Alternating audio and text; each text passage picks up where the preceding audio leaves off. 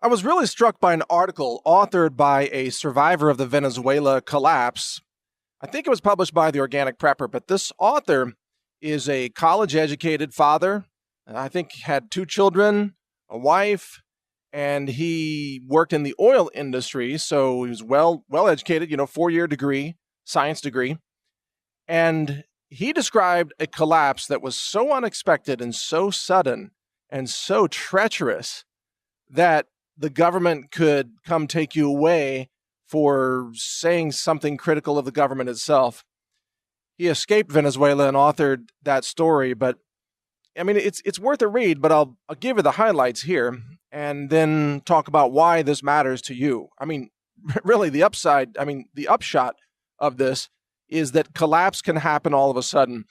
Even if you're living in a society that seems stable, everything seems to be just fine, where 99.9% of the population cannot imagine things going bad. They can still go bad. That's what the author said. Said, look, Venezuela, it was an oil-producing nation, basically free money pumped out of the ground. How could that nation have a collapse? It was a nation where it has a very high percentage of people who are well-educated.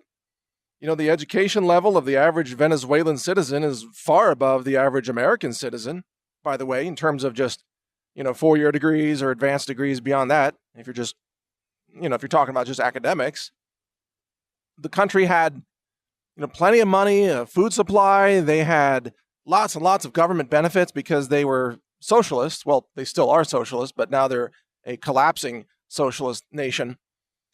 And people thought, hey, the government's going to take care of us, you see. This is the big mistake that socialism always eventually leads to. You put too much trust in government, and government turns out to be either incompetent or corrupt or just run by criminals, and you end up in a collapse. So as the collapse began to happen, the debasement of the currency was a big part of it, of course. That was the biggest factor, and then massive inflation across the industries where people couldn't even afford groceries anymore. And then, of course, the government jumped in and started slapping price controls on things like sugar and wheat, flour, fuel, I guess, and other things. What happens when you have price controls? Well, then the supply disappears. Then the shelves are empty. Price controls always cause a depletion of the supply. Because if you don't allow normal price discovery to reflect scarcity, then you end up with a collapsed inventory situation and then mass starvation. And that's where Venezuela is today, where people are eating zoo animals. People are killing their neighbors' dogs and cats to eat them. The slogan in Venezuela is loot or starve. You either loot something, you steal something, or you starve. People are losing weight like crazy. The country has just about devolved into complete anarchy at this point, where it's unsafe for anyone except those who have the guns. And of course, Venezuela is a gun control country where the government took the guns away from the citizens long ago, and now the government has a monopoly on firepower, which is exactly why the citizens are suffering so much there. I always remember this when leftists in America say, oh, we should take the guns away from the people. And then what happens? Well, you end up in a totalitarian, left-wing crap-hole country where the people can't rise up and challenge the dictator because they're all disarmed. It's like leftists are incapable of thinking ahead. They can't think about the repercussions of their actions. That's one of the stunning and short-sighted aspects of liberalism. In any case, what this author says is important. He gives a list of things that he wish he would have bought before the collapse. Things that he wishes that he and his family had, before all this went down. So I want to give you a heads up of what some of those things are right now, because I think it's a very educational list. One is, he said, a 5-year supply of antibiotics for every family member. I mean, imagine that. That was number one on his list. 5-year supply of antibiotics. Now, it's kind of hard to stockpile antibiotics if you limit yourself to conventional prescription medication. But there are natural antibiotics, and many of them you can grow. In fact, not long ago, we promoted a 72-hour viewing of how to treat infections without antibiotics. It was a course by Marjorie Wildcraft. We plugged it there at food.news, I believe, or health.news. And that course teaches you how to grow your own antibiotics, which is something that almost anyone can do. A lot of herbal antibiotics that, frankly, are better than chemical prescription antibiotics. There are also things like colloidal silver, which are not, of course, plant-based, but also are very effective antibiotics in certain situations. Some people are also purchasing so-called fish antibiotics, which is over-the-counter antibiotics that you can purchase for aquariums. And I believe you can still get these, and you can buy most of the same antibiotic chemicals that are sold via prescription. You can get those as fish antibiotics. Now, of course, it's important to understand that there are risks in using these chemicals. Dosing is critical. You could kill somebody with antibiotics if you don't know what you're doing. So if you're going to go that route, I urge you to get well educated and know what you're doing. Otherwise, you could end up hurting somebody very badly, because those are dangerous or potentially dangerous chemicals. All those antibiotics are. I mean, some of them cause insane things like hallucinations and heart problems, all kinds of things. So you need to be aware of what you're doing. Another big thing he talked about was, believe it or not, anti-diarrhea medication. Now, a lot of that is something you can just buy over the counter, of course. You can just, go online and buy tons of that stuff, or just go to your local grocery store or pharmacy. But the bigger question is why? Why was he saying anti-diarrhea meds? Well, the answer is that as nations collapse, the infrastructure also begins to collapse as well, which can include sewer systems or food safety inspections, or just general cleanliness, which is really responsible for most outbreaks of infectious disease. It's not, for example, cholera, is spread by human sewage. And if you don't have a good sewer system, you're going to have cholera outbreaks like crazy. Like, look at Haiti right now. It's a nation that's swimming in so much human filth that they've got a city, Port-au-Prince, I think, that doesn't even have a functioning sewer system. That is a reason why Trump probably referred to it as a hole nation, because it actually is. There are actually crap holes that they dig in the city because they don't have a functioning sewer system, so they just have these giant crap holes, and the city sewage goes into these crap holes, and then they've got government workers that descend into the crap holes on cables to manually shovel out the crap holes on a daily basis, because there's so much actual crap coming in from, the people. So as infrastructure collapses, then you start to have outbreaks of lots of really foodborne illness and, sewage-related illnesses, and these can cause diarrhea. Now, if you don't have good medical care, diarrhea can kill you. You have dehydration, you can't keep food down, you almost eventually starve to death, or you die from lack of hydration. It's very serious if you don't have decent medical care. And in these collapsing scenarios, diarrhea can be deadly. And this gets back to something that I've said multiple times in multiple podcasts. If you've listened to me for, any length of time, I've said before that in a SHTF scenario, that you need to have lots of sterilizing liquids. You need to be able to sterilize your hands and surfaces. You need to have basically anti-bacterial, wipes or liquids, or antiseptic liquids. And I actually stockpile antiseptic liquids. There are a number of them that you can purchase. There's like that barbicide stuff that you can get that barbershops use. There's also a generic form of that that's a lot cheaper, but it's like barbicide, and it's a germicide, which is it's a general term. It kills bacteria, it kills viruses, it kills fungi.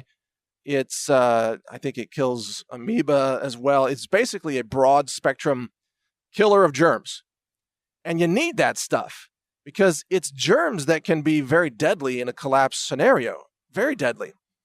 Some people stockpile bleach, which has its own functions. Bleach kills Ebola virus, for example. If you spray surfaces down like doorknobs and countertops and common surfaces that are touched by people, if you spray them down with bleach, or like a bleach water mixture, of course, in the middle of a pandemic, then you will reduce the spread of that disease because bleach kills that stuff right away. Colloidal silver kills a lot of stuff too. And you can make your own colloidal silver with a generator where you simply have like silver strands. You actually have, 0.99999 silver pieces, and you use electric current to generate colloidal silver in typically distilled water or something close to distilled water. And that works as well. And I actually have a generator on hand because I think that it's important to be able to make your own medicine, So I've stockpiled some of the silver and the generator.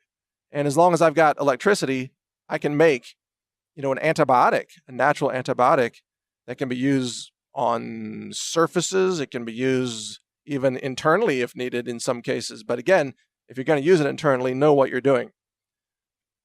So anti-diarrhea meds, he also recommended latex gloves. Now, I totally agree. You got to have latex gloves. These are like surgical gloves. Now, I happen to have a lot of latex gloves because I use them in the laboratory. We're always dealing with nitric acid. We're doing a lot of sample prep and digestion of food samples where we use harsh acids like hydrochloric acid as well as nitric and sometimes other acids. So I have a lot of latex gloves around. I also use them, by the way, when I'm cleaning firearms. So, I am very proficient in many firearms. I've mentioned that before. It's also a very important survival skill set to have. And as part of that, when I clean guns, I wear latex gloves because a lot of the solvents are very toxic. And I have a fan going and I have good ventilation and so on. I mean, hey, why would I want to poison myself with toxic solvents when I'm cleaning guns? And then I go out and eat organic food to try to avoid exposure to toxic chemicals, you see? So you got to be consistent across the board. In any case, if you don't have latex gloves, you should get some. You'll need them in a pandemic outbreak or just a collapse of society because you'll need a way to handle things that are contaminated without contaminating yourself. You may have a family member or a friend who is sick, for example, and you want to help that person. You need to be able to, manipulate that person's, hands or limbs if they're very sick, and you need to, roll them over in bed or hold them up so they can drink water, whatever. You need to touch that person. You should do that with latex gloves. And there are many other situations like dealing with sewage, right? If if the city sewer system isn't working and you end up having to have family members use buckets or, ditches in the backyard or what have you, if you're ever having to deal with sewage, you need to wear latex gloves. This is also true if you need to do light medical procedures, of course, according to your level of competence. But if you have to stitch somebody up, you should have antiseptics. You should have povidone iodine for medical use. You should have the stitches and the sutures for doing all that, and you should practice. Just go to the grocery store and buy some raw chicken, just like whole chicken, if you want to practice, and go online and find a video of how to do sutures and just practice on the chicken meat with skin. Seriously, that's not a joke. Just practice on a piece of chicken. It's a very simple skill. It's easy to do. If you can tie your shoes, you can stitch somebody up, okay? But you better have latex gloves so that you don't contaminate that person's wound with bacteria from your fingernails. And most people don't wash appropriately. Even surgeons, believe it or not, even doctors and nurses often don't wash their hands sufficiently to eliminate all of the bacteria that's especially under fingernails. Doctors are taught to scrub their hands vigorously for like 60 seconds or some insane amount. Almost nobody does it except the most meticulous surgeons who are prepping for, deep surgery and so on. They're careful, but most people are not careful. And if you just wash your hands with soap and water and you think now you can go touch somebody's wound, you're likely to introduce an infection that could be fatal or could cause them to lose a limb. So, use sterile gloves for these kinds of medical procedures. It's important to have them around. Anyway, I've spent enough time on the gloves. But there are a lot of uses for them. So the other thing that this guy mentioned was storable food. People are starving in Venezuela, of course, as you know. Hey, if you're having to resort to eating zoo flamingos, like you have to break into the zoo and start clubbing animals with baseball bats just to have a meal, then things are bad. That's kind of like, that's getting way down there on the collapse spectrum. Things are bad.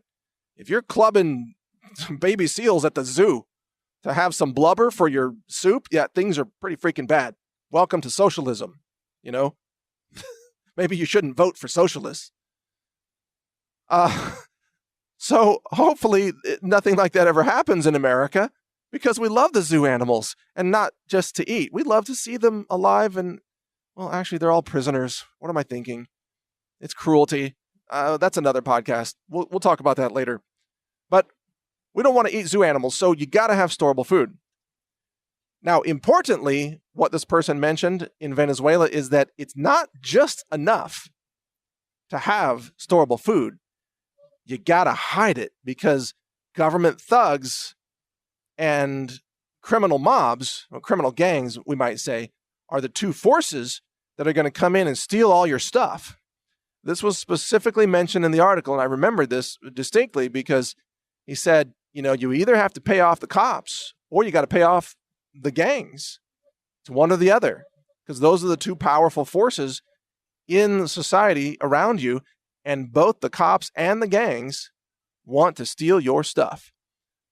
They want your food, they want your gold, they want, your silver, your, toilet paper, whatever, flour, eggs. The story, it mentioned that one egg, because of food inflation, it's so bad that one egg costs more in Venezuela today than the minimum wage for 1 hour of labor. I mean, imagine that. If the minimum wage is, let's just say, $10, that means an egg costs more than $10, which means a hen outproduces a human being in Venezuela. A few minutes of hen labor outproduces an hour of human labor. That's astonishing. That just shows you how insane things have become. So if you don't have food, or you can't protect your food, or you can't hide your food, you're screwed. This author also mentioned, hey, you should have some backyard chickens. You should grow some of your own food. What do you know? I've been recommending that for years, and maybe you've been doing some of that. I have backyard chickens. I've got lots of hens, and we're still giving away eggs all the time because we get several dozen eggs per day, and they're the best eggs ever. It's just like, these eggs are worth $10 an egg. You know what I mean? They're really amazing. But we're giving them away, and the reason I do that, the reason I have backyard hens, is so that I have a flock in place if it's needed. It's like, I've got the hens. I know how to take care of chickens because I have several years of experience with that now.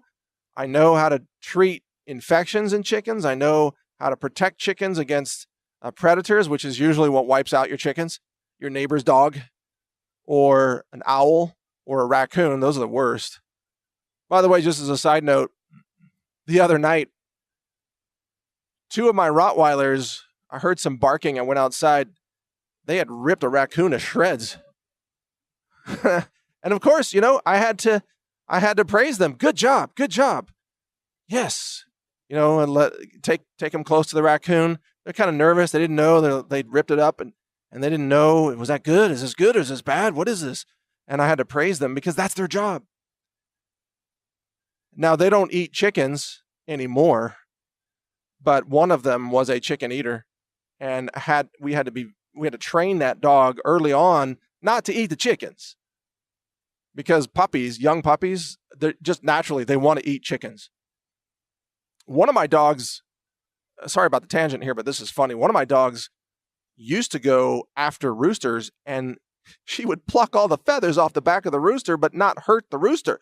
So one day I wake up and there's like a naked rooster marching around the yard. I'm like, what the hell? We got a naked rooster just streaking across the front lawn. And it turns out it was my dog just like trapped the rooster and plucked all the feathers out and then let him go.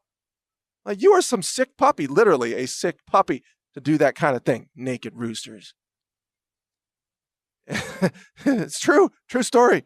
I don't think I've ever mentioned that before, but this discussion just brought it up. So if you don't have backyard chickens, you might want to look into it, unless it's illegal in your area, because of course cities and homeowners associations don't allow you to grow food in your own front yard half the time. They don't want you to have backyard chickens. It's insane. It's like, hey, what? We don't have the right to grow our own food? Come on. Get real. This is our yard. Why can't we have chickens here? Anyway, that's another reason to live out in the country. But getting back to food, and then I'll wrap this up, you got to be able to hide your food, because storing your food is not enough if rogue police or rogue gang members can just come in and lift up your mattress. Oh, there's all your food. What do you know? You hid it under your bed. That's not such a great place. Oh, it's in the top shelf of the master bedroom closet. Really? Really? Like, nobody ever thought of hiding stuff there. Oh, yeah, right next to your pistol that you probably need to clean because you haven't shot it in 2 years also. Yeah, I know. I know where all your stuff is. Because it's just normal human behavior to try to hide stuff in the master bedroom closet. That's why thieves go to the master bedroom. They know that people like to sleep near their valuables. They feel like it's safe if it's close by, and people put all their stuff under the bed and under the mattress and, in the closet or right up in the attic. Like when you open the access to your attic, if you have an attic, right up in there, you just reach up in there and you can just find all kinds of goodies that people put there. Pistols, rifles, pieces of silver, treasure maps, who knows? But look, if I know this, believe me, everybody else out there knows this too. And the reason I know this is because I hang out with cops and I interview cops. We ran a scenario recently, by the way. I was doing some training on clearing buildings with a couple of my military buddies. And in this case, we're doing pistols at night, which is kind of interesting. You start strobing rooms with a flashlight while you're holding your pistol, and it becomes a very, very interesting seizure-inducing kind of exercise. But this exercise involved my instructor hiding stuff, like hiding something that would represent a bad guy. It's kind of a pretty large suitcase, hiding it in different areas. And then my job was to clear the house by myself and find the bad guy and, get him on the ground and disarm him if necessary, all that stuff. So to do that, you end up learning like where people hide themselves and where people hide stuff. Like meth heads, who tend to be really skinny, small people, they can hide anywhere. They can hide inside like the kitchen cabinets. They do. They crawl in there and they'll just hide in there. They can hide in a hamper. So if you're clearing a house and you're looking for meth heads or you're looking for stuff, you got to know where people hide all their goods. But pretty much cops know that. And guys who are in the military who are clearing out houses in Afghanistan or Iraq or where have you, they also know the hiding places as well. All right. Anyway, like I said, I'm going to wrap this up. But the bottom line here is collapse can happen suddenly. Even though you think it's not going to happen, maybe it can happen, because Venezuela was a country where people thought it couldn't happen too. And it did happen. And I mean, it was sudden and it was catastrophic, and the situation is dire and it's only getting worse. Secondly, you better have antibiotics, you better have latex gloves, you better have anti-diarrhea medicine, and some sanitizing solutions like isopropyl alcohol or some iodine. Iodine actually works really great, or povidone iodine, or colloidal silver, maybe better yet, all that stuff. Get some of that stuff. Germicides, that'll save your life in a collapse. And then finally, be ready to know how to hide your stuff. You better have, study up on micro-caching. And the places that you're hiding stuff in your house are really not as secure as you think. I could tell you some really secure places to hide stuff, but then I'd be giving away all my best hiding places, so I'm not going to do that. But you got to be clever. You got to really think this through and think about what would a rogue government police regime, what would they miss? Or what would a bunch of gang people miss? Where would they not look? That's what you need to understand. And there are answers to that. And it involves stuff that's like gooey and gross and things they don't want to stick their hands into, basically. So think about this. I'll give you that hint, okay? That's a freebie hint for you. You get that today, plus the naked roosters, the depulucked rooster streaking across the front yard. That was a good one too. So it's a combo delivery day here on the Health Ranger podcast. You never know what you're going to get. But it's always good advice. So take this to heart. This is no joke. I kind of toy around sometimes here on the podcast just to keep it fun and light, but this is serious stuff. People are dying. People are being thrown into the gulag in Venezuela. People are starving to death. People are eating their family pets. And if it gets worse, they're going to start eating family members. I'm telling you, cannibalism is the next step in Venezuela. I'm sorry to bring it up. I don't mean to make this, I don't want a squeamish reaction, but I'm a realist. When they're all starving and then there's no law anyway, and everybody's, out of control, chaos, they're going to start eating each other. It's not that far away. There might be cases that have already occurred. I don't know. I guess if you're like one child of 3 children in the family, try not to be the one that annoys your parents the most, because you might be the first one in the soup. Yeah, kind of creepy stuff that's happening all over the world, frankly, right now.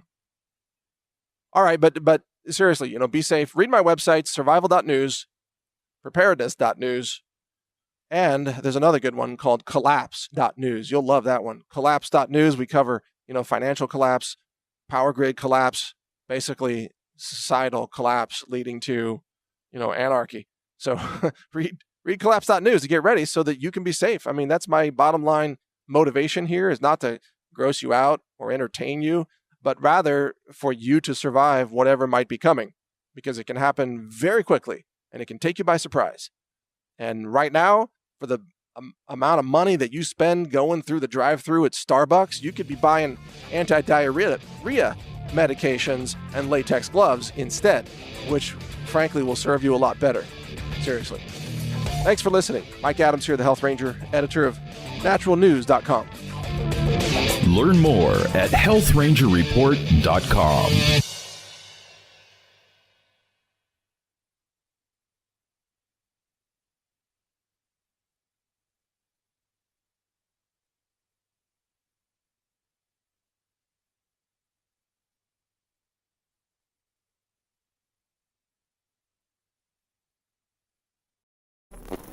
Thank you for watching. If you want to support our mission, visit us at healthrangerstore.com for the world's largest selection of lab-verified superfood and nutritional products for healthy living.